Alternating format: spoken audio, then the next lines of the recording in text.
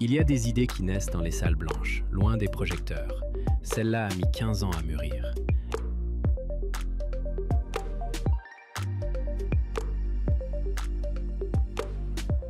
Je suis Patrice Jeunet, chargé de recherche au CNRS, au CREA, en poste de professeur de physique en détachement à l'École des mines du Colorado aux États-Unis. Au sein du centre de recherche sur l'hétéropitaxie, basé ici à Sophia Antipolis, mes travaux de recherche ont conduit à la création de la start-up Flatlight. L'équipe de ce projet travaille depuis 2015 sur les métasurfaces, des interfaces photoniques capables de modifier un front d'onde à l'échelle nanométrique. Une recherche fondamentale sur la manière dont la lumière interagit avec la matière à l'échelle sous longueur d'onde. C'est en confinant des cristaux liquides dans des nanostructures qu'une nouvelle voie s'est ouverte. Contrôler la lumière avec une précision, une vitesse et une efficacité que les technologies existantes, telles que les SLM ou encore modulateurs spatial de lumière, ne permettent pas. C'est là, au CREA, qu'est né le Nano SLM.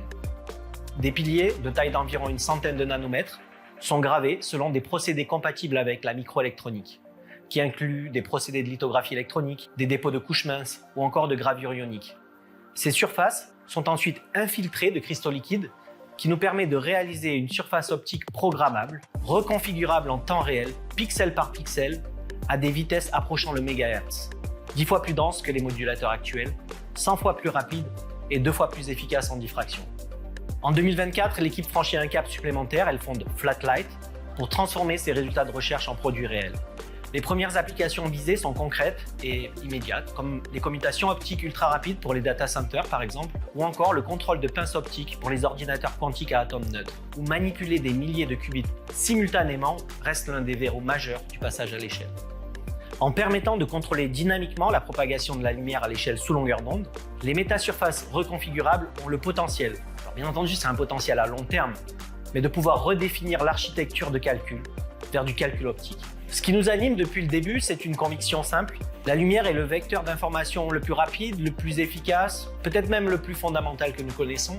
Et pourtant, on continue à faire du calcul avec des électrons. Nous sommes convaincus que ça va changer, que certains traitements, aujourd'hui réalisés par des GPU, massivement énergivores, fondamentalement limités par la physique du silicium, pourront être effectués directement par la lumière, avec un gain énergétique de plusieurs ordres de grandeur. Et c'est la direction dans laquelle nous travaillons chaque jour dans notre laboratoire depuis plus d'une dizaine d'années. Flatlight existe pour que cette page s'écrive ici, au CREA sur la Côte d'Azur.